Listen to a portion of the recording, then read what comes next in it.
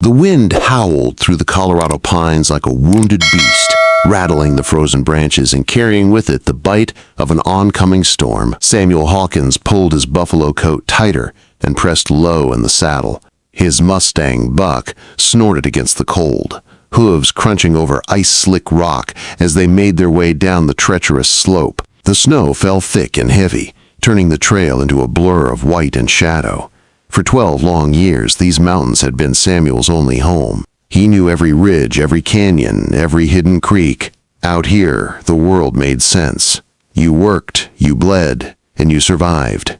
Civilization had too many lies, too many men pretending to be better than they were. The mountains asked no such thing. They took what was weak and kept what was strong. Now, at 32, Samuel was a man shaped by that wilderness. Tall, broad-shouldered, his face marked by weather and scars. His hands were rough from setting traps and skinning hides. The leather saddlebags behind him bulged with beaver pelts, fox skins, and wolf hides, his winter's earnings.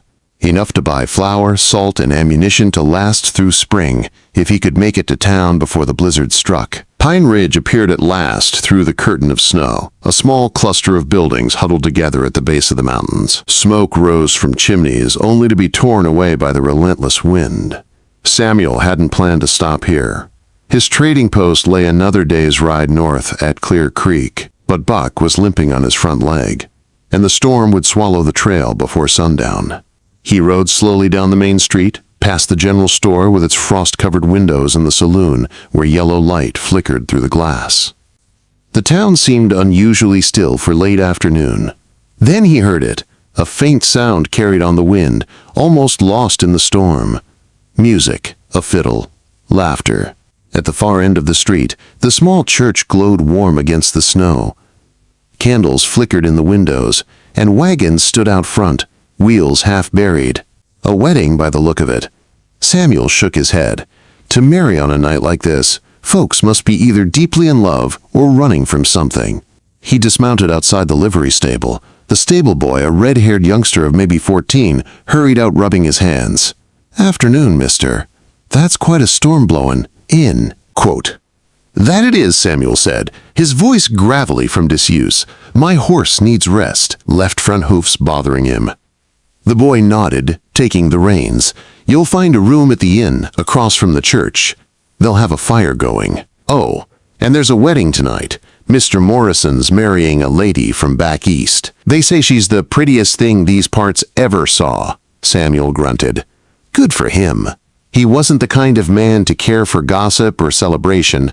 All he wanted was warmth and sleep. The inn's common room was nearly empty when he stepped inside. A thin clerk with spectacles sat behind the desk, reading by lamplight. "Need a room for the night," Samuel said, setting a silver dollar on the counter. The clerk blinked at him, clearly unsettled by the stranger's wild look. The long beard, the wolfskin cap, the rifle slung over his shoulder. Still, silver spoke louder than appearances. "Of course, sir. You might hear some noise from the church, though." Whole town's at the wedding. Samuel took the key and went to the window. Outside, snow swirled under the lamps. The church doors opened, spilling laughter and golden light onto the street. The groom came first, a thick man in a black coat, broad shoulders filling the doorway. His face was flushed with drink and pride. His hand clamped tightly around the arm of his new bride. Then she stepped into view. For a heartbeat, Samuel forgot to breathe. The young woman emerging from the church seemed made of light and memory. Her dress was simple, cotton white against the dark, stormy evening. Her hair, dark as chestnut, was pinned neatly beneath a thin veil. She lifted her face to the falling snow, and even through the distance, Samuel saw her features. Fine, delicate, heartbreakingly familiar. He froze. That tilt of the chin, that soft curve of the jaw, that quiet grace. It couldn't be, but it was.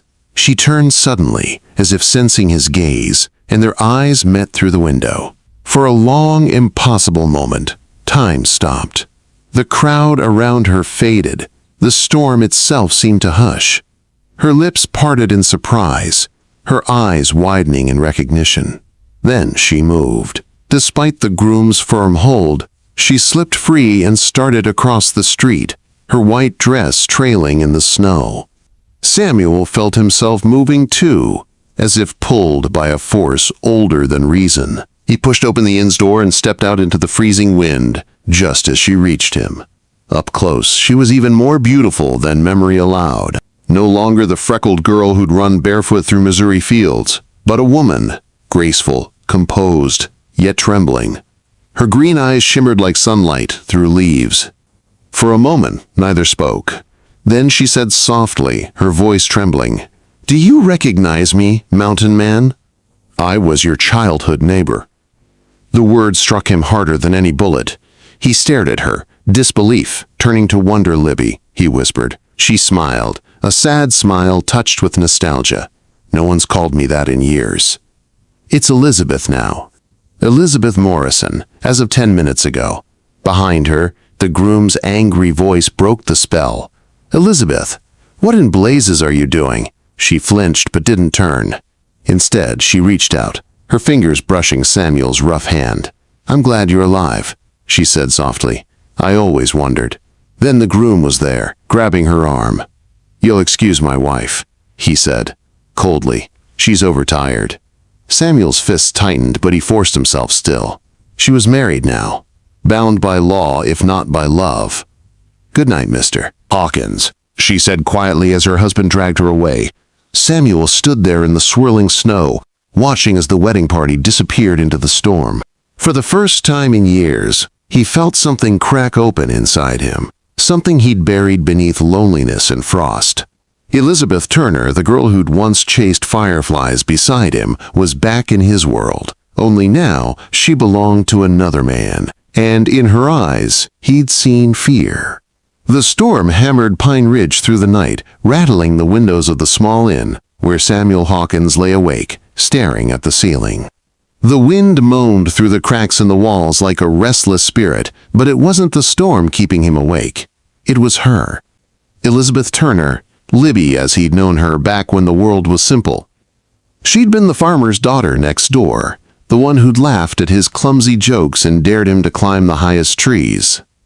He could still see her chasing fireflies in a white dress, promising they'd be friends forever. And now, 2 decades later, she'd walk back into his life wearing another man's ring. Samuel rose and moved to the window.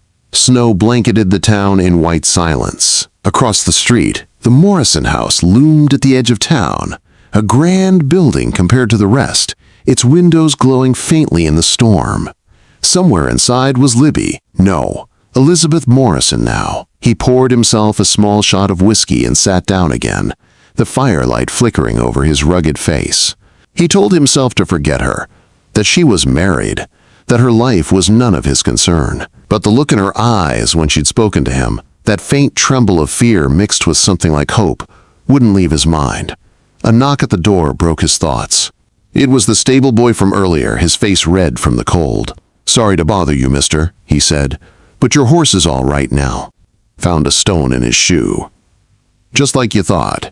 He's eating well." Samuel nodded. "Thank you, son." He reached for a coin but paused. "You were at the wedding, weren't you?" The boy's face brightened. "Sure was. Everyone was. Mr. Morrison's rich, you know. Owns half the freight wagons between here and Denver. The bride, she's from Philadelphia, came here with her ma a couple months back. Her ma took sick and passed last week. Shame, really.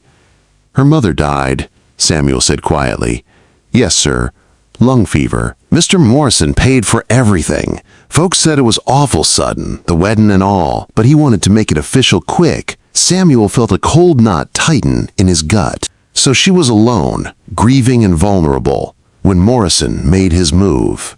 A widow's daughter with no money, no family, and nowhere to go. It wasn't hard to imagine how a man like James Morrison could have persuaded her into marriage. After the boy left, Samuel couldn't sit still. He went outside, the snow crunching under his moccasins, and walked through the empty streets. The saloon still glowed faintly with lamplight. Inside, the laughter was rougher now, the cheer worn thin. Samuel stepped through the swinging doors. Men turned briefly to glance at the newcomer before returning to their drinks. He moved to the bar and ordered whiskey to Morrison. Someone shouted from a corner table, "May his new bride give him sons and survive the trying." The room erupted in laughter. Samuel's hand tightened around his glass. A man at the next table leaned closer to his companion. "She's too fine for him, you ask me. Looks like one o' them city ladies." "Don't know what she's doing, married to a man like Morrison." "Money," the other man replied with a shrug. "Or maybe fear. Ain't you heard what happened to his first wife?" Samuel's heart stilled. "Broke her neck, they say. Fell down the stairs 2 winters ago, but the doc said she had bruises. Old ones. Didn't look much like an accident to me." The whiskey burned Samuel's throat, but his mind was sharper than ever. Morrison. Wealthy. Respected. Dangerous. And if he truly had a temper, Elizabeth was in grave danger. The next morning, Pine Ridge glittered under a pale winter sun. The storm had passed, leaving the air clear and cruelly cold. Samuel stood by the inn window, watching the town stir to life. He knew he should pack up and leave before the mountain trails froze solid, yet something kept him rooted. At breakfast, the innkeeper, Josiah Pritchard, served him coffee and bacon rough night. Huh? Though not as rough as over at Morrison's place, Samuel looked up. "What do you mean?" Mrs. Dobbs, the housemaid, came in for supplies. Said there was quite a ruckus last night. Yellin', things breakin'. The new bride locked herself in her room. Morrison was poundin'. On the door half the night Samuel's stomach turned. "Is she hurt?" Pritchard shrugged. "Didn't say. But that ain't no way to start a marriage." Quote. Samuel pushed back his plate. "Excuse me," he muttered, leaving coins on the table. He needed air, needed to move. He walked through town, checking on Buck, then heading toward the general store. He wasn't sure what he planned to do, only that he couldn't ignore this. As he stepped outside again, he saw her. Elizabeth Morrison, walking briskly down the boardwalk, a basket on her arm. Her bonnet shaded her face, but he knew her posture instantly. She moved with a quiet grace that made her stand out from the townsfolk. He crossed the street to intercept her, Mrs. Morrison. She stopped, startled, then composed herself quickly. "Mr. Hawkins." Her voice was polite, but her eyes betrayed a flicker of relief. "May I walk with you a moment?" he asked. She hesitated, glancing around at the watching townsfolk. "If we stay where people can see." They walked slowly past the storefronts, snow crunching beneath their boots. To anyone watching, they looked like 2 acquaintances, speaking of the weather. "He's changed," she said finally, her voice trembling. "After the wedding, after the storm, something shifted. He's drinking more. Last night, he struck me." Samuel's jaw tightened. "Did he apologize?" "Yes," she whispered, "with flowers this morning. White roses." She gave a bitter laugh. "He said they mean peace. But all I see are ghosts." "Leave him," Samuel said softly. "And go where? The law gives him everything. The house, the money, even me. A wife is her husband's property, Mr. Hawkins." You know that he looked at her, his heart aching with helpless anger. "There's always a way out." She stopped walking, turning to face him fully. "If there is, I can't see it, but thank you. For caring, for remembering who I was." Her gloved hand brushed his briefly. Then she turned and walked away, the cold sunlight glinting off her veil as she disappeared into the crowd. Samuel stood alone in the street, his breath rising in white clouds. Somewhere deep inside, a decision was taking shape, dangerous, reckless, but inevitable. He would not ride north. Not yet.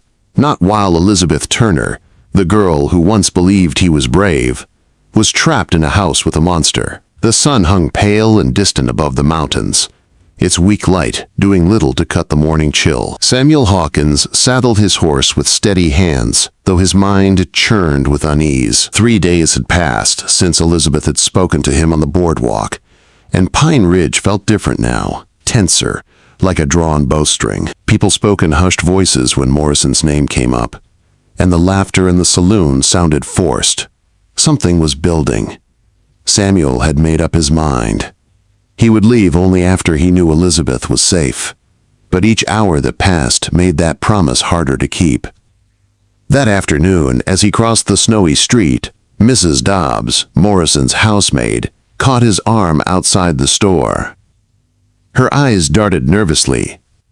"Mr. Hawkins, you didn't hear this from me," she whispered, "but something's wrong at the Morrison house.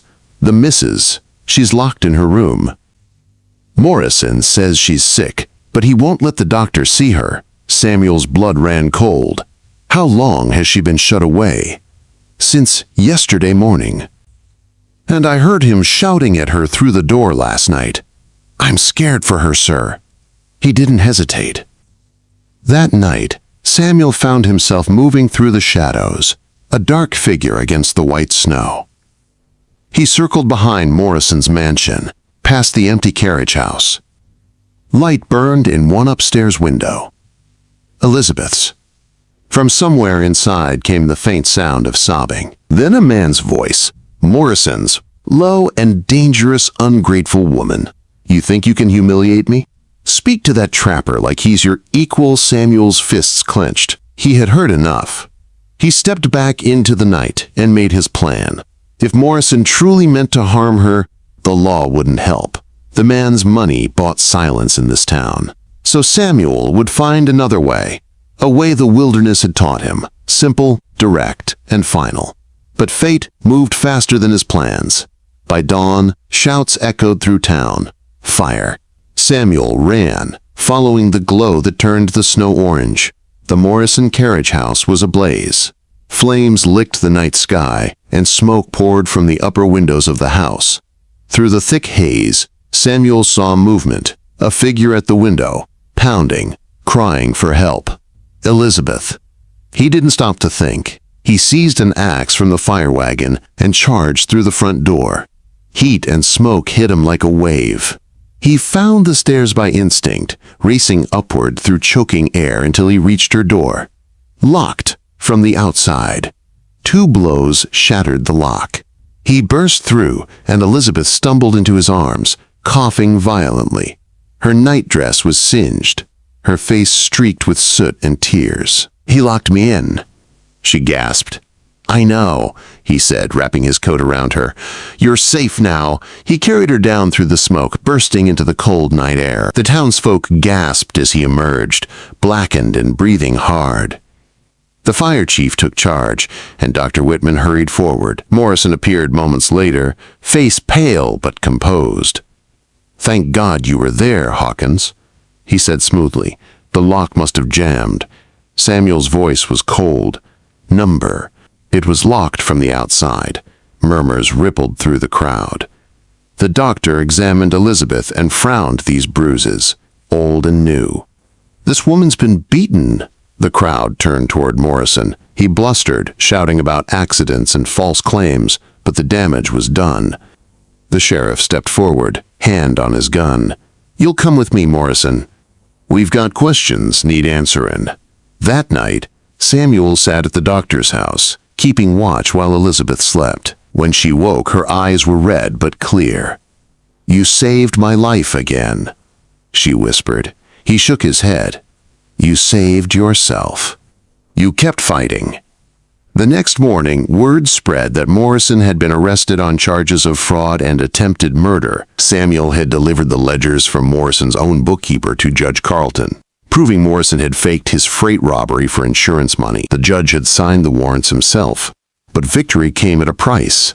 2 days later, Morrison escaped custody with the help of his hired guns. By sunset, Samuel knew what was coming. He found Elizabeth at Dr. Whitman's, clutching a letter she'd received from back east, and offered to return to Philadelphia and start over as a governess for her cousin's children. "You have to go," Samuel said. "You'll be safe there." "I don't want safety," she replied. "I want peace." "And you?" Before he could answer, a gunshot echoed through the street. A note was nailed to the doctor's door. "Noon, Main Street. Come alone, or she dies anyway. Morrison." The next day, Pine Ridge stood silent under a bleak sun. Samuel walked into the center of town, revolver at his hip, coat flapping in the wind. Morrison waited across from him, pale and wild-eyed, arm still bound from the fire, but a pistol steady in his good hand. "You took everything from me," Morrison snarled. "My wife, my name, my future. You destroyed those yourself," Samuel said. "This ends now." The sheriff stepped forward. "Don't do this, either of you." But the words were swallowed by silence as both men drew. 2 shots rang out as one. Morrison fell, clutching his shoulder. Samuel staggered, blood staining his coat. Morrison, desperate and furious, reached for a hidden derringer. Before he could fire, the sheriff's rifle cracked. Morrison dropped into the dust, motionless. Elizabeth ran to Samuel, tears streaming down her soot-marked face. "Don't you die on me, Samuel Hawkins," she whispered. "Not now." Weeks later, when the snows melted and the mountains softened under spring light, Samuel and Elizabeth rode out of Pine Ridge together. She had sold her fine dresses, traded silk for wool, and chosen the only life she wanted, the honest, rough freedom of the frontier. At a small cabin tucked in the shadow of the peaks, they built a new life. No servants, no parties, no chains. Just 2 hearts and the endless wilderness. Years later, when the world called them legends, the mountain man and the bride who chose the wild, Samuel would smile as Elizabeth teased, "Do you recognize me, mountain man? I was your childhood neighbor." And he would answer, holding her close by the fire, "I recognize you. You're my home."